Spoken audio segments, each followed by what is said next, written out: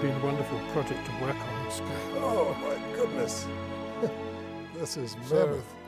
It's quite large, but it's half the size of Audubon's Birds of America. It's a double elephant folio. It was a selection committee set up to appoint, I suppose, 60 or 70 artists from all over the world to choose a plant in the Prince of Wales's garden at Highgrove. And it was up to them to choose what they wanted to work on. And they were given a sheet size the work had to be confined to. And after that, I had to place them with a descriptive text. And if you have a look now, the drawings vary greatly in size, as does the facing descriptive text. There's a general introduction and a scientific description, but the sizes of the drawings do vary quite considerably. So it meant that and there's a shorter text, that each spread had to be dealt with individually. So you wanted to keep the balance. To keep a balance on the spread, yes, rather than setting a rigid grid for the text and letting the image fall where it will. People speak about the death of botanical drawing, but these are all contemporary. They're all contemporary, and they're of course very varied. So there isn't the kind of coherence that you would get from a book done by one artist. But nevertheless, it's a volume of some interest and a valuable record. I think it's the first Royal Florilegium. Huh. Had to decide on the process for printing, and of course there was a debate between inkjet printing, grandly called glyqué, which yes, is just French for squirting. The stochastic process we felt was going to do the job very well. We had to decide on how the book was going to be put together and the typefaces to be used. We had to think about the Prince of Wales's feathers on the title page. We felt that the earlier ones weren't quite as grand as they could be for a book of this kind, so that was redrawn.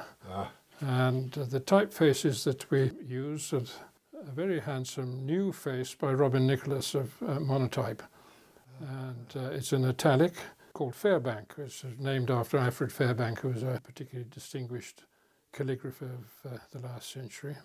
The long descenders are really beautiful here. It's an elegant thing. One wouldn't set a very long text continuously in this, but for a short introduction, which is all we have here, it does very well.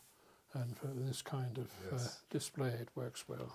You know, I'm very impressed with the density of the black ink here. That's not something you always get. Yeah, it's worked well. I got Richard Shirley Smith, an old friend of mine, a very distinguished wood engraver and painter, to draw these pen images for the end papers and arrange them in a decorative pattern.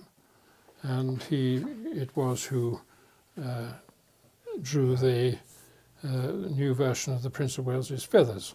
Yes. One for the title page and another rather stronger for the blocking on the front board. And he also did these designs for the repeating design for the spine blocking. Yes. That is gorgeous. So, you know, the stamping here is meticulous. It's just done by James and Stuart Brockman, very distinguished bookbinders in Oxfordshire. He devised the style of binding with the leather foredge. Quite often you see him in the corners. On the corners, right. like a ledger, but this is really rather better. And the marbled paper was done by Victoria Hall in Norwich, and very appropriately, because she was set up in business 20 years ago by the Prince of Wales's Trust. And so it seemed thoroughly appropriate that her work should be used. She's able to do an infinity of styles, which are much used by antiquarian booksellers for repair work as well. There are two papers used. The text papers are the St Cuthbert Mill, it's a Somerset, mould-made. I think it's the only mould-made machine left in the country. That's where the cylinder runs through the vat. The fibres are randomly placed in that fashion because the Fadrinia machine has a grain direction. This is rather stronger in that it has no grain direction. Ah, so it's in a way stochastic paper. Well, yes, you might say that. The plates are printed at the Bennington Mill in New Hampshire, and they are very good paper makers, and they have pretty much the same equipment as others, but they run the machines much more slowly, obviously more costly. Yes. But the formation of the sheet is extremely good. It's and even that and way. the ink holdout is very good for this type of work. It's a heavy caliper, so this Yes, is almost a cover sheet. This particular face for the text is called Bembo Book, which again is a Robin Nicholas monotype design. And it's at last they've had the time to strengthen this classic face, which always was too thin digitally. Yes. And he's modified it to get the ascenders rather longer and a bit more colour or strength to them. You often see different color and different point sizes, but with the leading and the treatment here, it has a beautiful, consistent color. Yeah, it's been done well. The book was printed at Western Press in Kent. It is basically a 4-colour job, but there were 19 special colours used throughout the books. Really? Not all of them all at once, but certain colours are very difficult to achieve, and certain reds and blues, so they need what we call touch plates to secure the last subtlety of some of these drawings. The binding specification was drawn up by James Brockman, but the work was done by an excellent firm run by Stephen Conway in Halifax in Yorkshire, and so all the making of the book was his.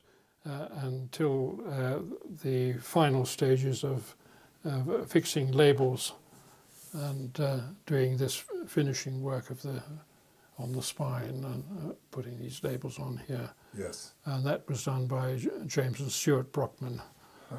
So there's just a raft of craftspeople that contributed to the making of this A lot of people book. involved. And this comes in 2 volumes. And it's a 2-volume book, yeah. Well, congratulations. It is absolutely gorgeous.